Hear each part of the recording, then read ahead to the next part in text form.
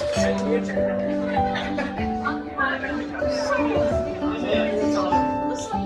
Ecem yapalım. Ben bir de çok kolektif işlenmiş. Kolektiflerde de bir şeye şahit olurum. Güzel, her bir kolektifin bir gözü olur.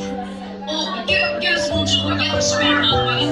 Biraz bu kolektife göz ucu sizsiz.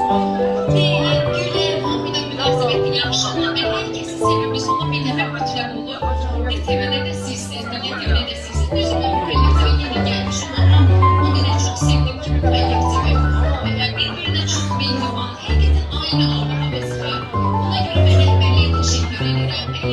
Anneniz hanıma teşekkür ederim. Bu alma havası sizin yardımınızla alma havadır. Çünkü her şey rehberlikten aslında. Siz nece kolektife münasebet gösterirseniz en iyisini de görürsünüz.